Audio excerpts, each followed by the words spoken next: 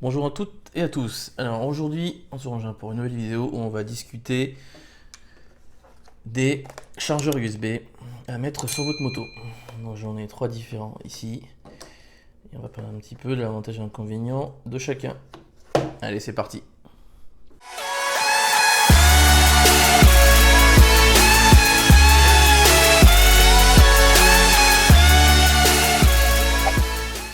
Donc, discutons un petit peu chargeur USB. Pour les chargeurs USB, il y en a plusieurs types. Donc cette marque est assez connue, donc Technoglobe, qui se met sur le guidon, bon, assez simpliste. Alors, il y en a encore des plus simplistes qu'on peut trouver sur Amazon, mais celui-là, c'est celui qui est le plus recommandé, en l'occurrence.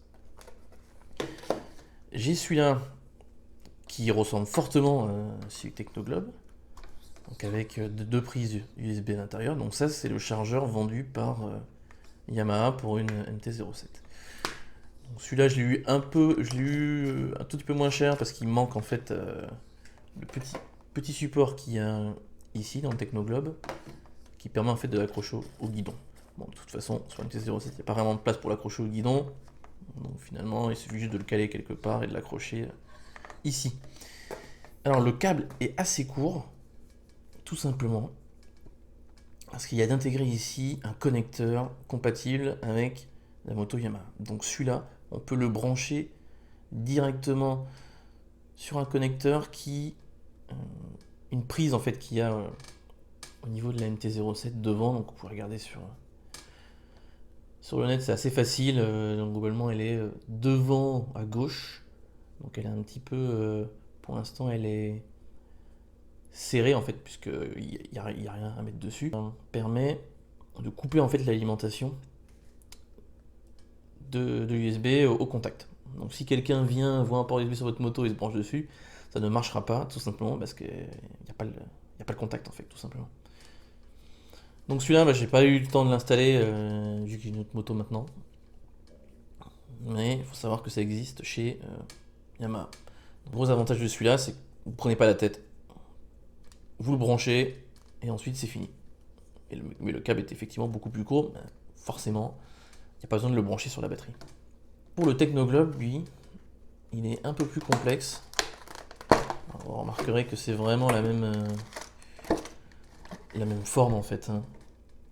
Donc, voilà, les deux ports ici, très franchement, la différence, à part que là il y a écrit 5 volts 4 ampères, c'est vraiment la même chose. Et qu'il y a effectivement de quoi l'accrocher au guidon. Donc ça se branche sur la batterie. Alors, donc là il y a effectivement le moins et le plus ici. Bon, ce qui est un peu dommage, c'est qu'ils ont mis une cosse pour le moins, mais il n'y a pas de cosse pour le plus, donc c'est un peu chiant.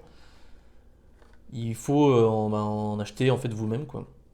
Donc, vous acheter une autre cosse pour le mettre. Moi, je trouve ça un peu dommage quand même. Ça mériterait quand même de le mettre dedans.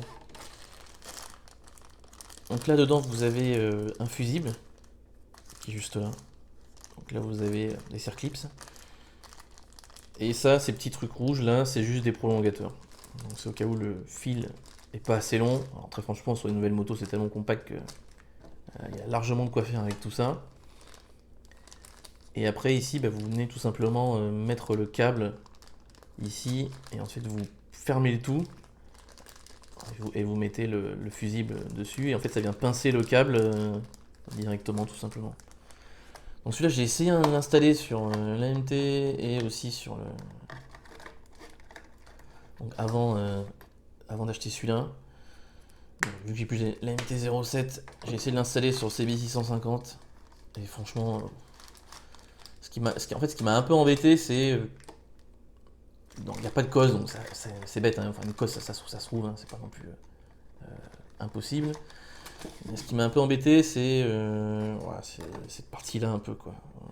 On voit que là le câble c'est visible ici, donc il faudrait, bon là normalement c'est étanche, mais il faudrait rajouter quand même quelque chose juste là pour protéger un minimum derrière. Bon ça va directement dans la moto, donc c'est protégé de base, ça va, mais c'est plus peut-être à ce niveau-là qui m'embêtait un peu. Donc j'ai essayé déjà plusieurs fois et bon, j'avais pas pas trop confiance, quoi. Après ça, vous pouvez le donner.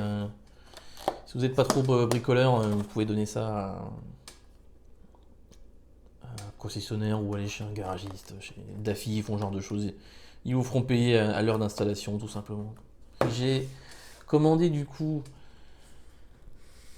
l'équivalent chez Quadlock, parce que Quadlock a fait un chargeur en fait moto, tout simplement. Donc je l'ai reçu hier en fait. Donc, on va l'ouvrir ensemble. A few moments later.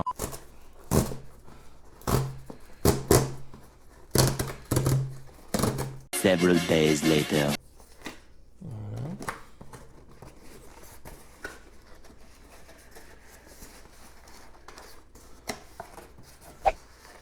Donc voilà le bestiau. Alors, le gros avantage finalement du Quadlock, c'est qu'il va se plugger en fait en dessous de votre support Quadlock. Donc c'est ça qui est vraiment, je trouve, très, très intéressant. Donc, on va tout ça. Donc bon, c'est du fast charge aussi, et il y a une protection, donc surge protection, donc c'est pour le. Donc il y a un fusible tout simplement dedans. Voilà. C'est aussi simple que ça. Et on a donc IP66, donc c'est projection. Alors il y a projection d'eau et voilà, s'il pleut à torrent, enfin, mieux éviter en tout cas. Mais s'il pleut de manière soutenue, ça passe. Bon, comme à son habitude, les petits stickers Quadlock.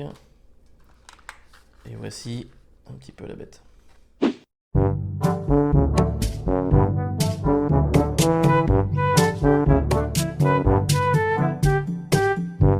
Par contre, il n'y a qu'un port USB là. Bon, effectivement, on peut pas tout avoir non plus. Et donc c'est assez simple. En fait, vous allez pouvoir plugger cette bague là sur le support. Donc là, on vous précise que c'est 9 à 12 volts et c'est 1,5 ampères. Technoglobe, c'était 4 ampères, mais bon, pour recharger un téléphone, ça sera largement suffisant. Et ensuite, là, par-dessus, vous allez mettre votre support Quadlock moto, quoi, tout simplement. Donc du coup, ça va se cacher juste en dessous. Bon, il y aura un petit côté disgracieux parce que alors, ce câble-là qui va partir de là, donc il y aura une petite, enfin juste derrière votre support, vous allez avoir ce petit truc rond derrière. Donc le gros avantage, voilà, on voit vraiment la différence de qualité, c'est que là, c'est bien protégé, quoi, directement.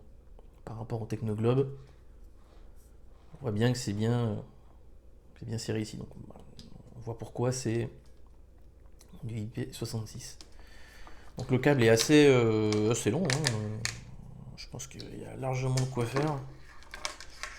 Si vous voulez faire passer à différents endroits sur la moto. Donc ça c'est un connecteur. C'est un connecteur. Je sais plus comment ils sont. Ouais, c'est comme ça. En fait, j'ai vu un peu des trucs sur internet. Il me semble que ils essaient d'en faire un standard en fait de ce type de connecteur là. Bon, je suis pas sûr de la taille, mais ça y ressemblait fortement. Donc, pour l'instant, c'est pas le cas parce que quand vous avez eu le connecteur de Yamaha, pardon, donc c'est plutôt propriétaire, quoi. Et donc ça s'enlève tout simplement, c'est-à-dire que ça peut être remplacé s'il y a un problème, au final. Et c'est ça qui est intéressant. Bon, par contre, si vous pétez ce côté-là, il va falloir en racheter un nouveau. Donc on replug le tout. Donc ça, du coup, ça ira sous la selle, hein, forcément, cette partie-là.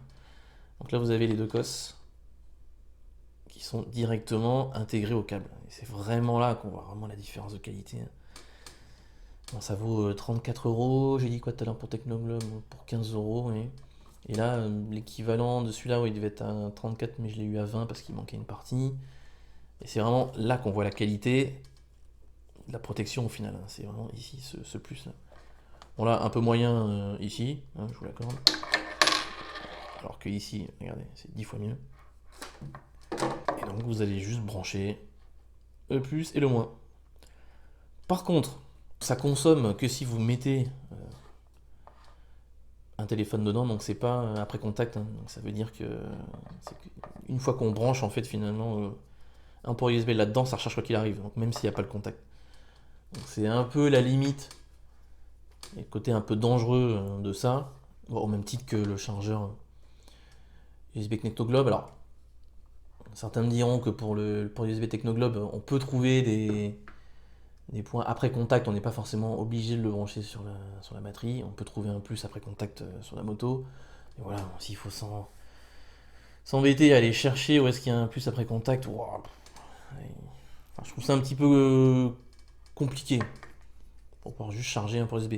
Si votre moto ne reste pas constamment dehors dans la rue le soir, je pense que c'est pas un problème. Si vous vous baladez, sortez le week-end, la moto est pas très loin de vous. Si vous voyez quelqu'un qui arrive et qui commence à mettre soit à recharger son téléphone sur votre moto, bon. En plus, il faut déjà qu'il regarde sous le support, qu'il voit qu'il y a un port USB. Bon. Franchement, faut quand même y aller. En termes de qualité, on voit vraiment la différence. Je le répète beaucoup, mais le nombre de chargeurs USB que je vois sur Amazon ou d'autres sites, où finalement on peut avoir énormément de problèmes, où il faut se prendre la tête soi-même à intégrer un, comment ça s'appelle, je perds mes mots, à intégrer un fusible, etc. Donc si le fusible il faut le changer, est-ce que le fusible est de bonne qualité, etc. On sait pas trop dit. Moi, je préfère ne pas poser la question. Pour 34€, bon, j'ai d'autres quadlogs, donc effectivement c'est l'intérêt, hein, parce que tout seul, faut acheter un quadlog puisqu'il faut pouvoir l'attacher dessus.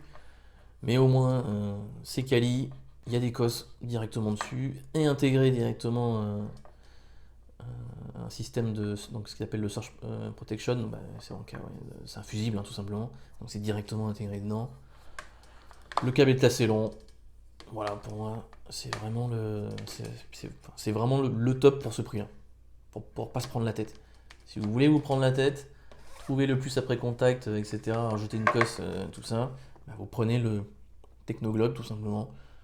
C'est une bonne marque, c'est assez connu, hein, ils font pas mal de choses de qualité. Et justement, il n'y a pas forcément de choses faites comme ça, intégrées, parce qu'ils laissent le choix finalement aux personnes qui l'achètent. Donc c'est ça qui est bien quand même aussi, c'est que si vous aimez bricoler, Technoglobe ça vous laisse le choix. Si vous voulez pas vous prendre la tête comme moi, que vous avez déjà un quadlock, vous prenez ça, vous mettez ça sur la batterie. Tant qu'on met pas de prise USB dedans ou de téléphone en face, ça ne va pas consommer du coup la batterie. Donc là-dessus, pas de problème. Si votre moto dort tout l'hiver, c'est comme tout, hein. Si vous avez un boîtier de protection Pégase ou Georide, vous le débranchez tout simplement. Voilà ce que je peux vous dire un petit peu sur les avantages et inconvénients de ces trois types de chargeurs. Donc je ferai une petite vidéo montage pour vous montrer un petit peu à quoi ça ressemble, hein, notamment. Bon, ça va pas être très compliqué. Pour avoir déjà branché des choses sur la batterie, je devrais y arriver. Bon, merci de m'avoir écouté. Et puis on se retrouve dans une prochaine vidéo. Ça sera la vidéo de montage du Quadlock USB Charger. Voilà. A plus. Ciao.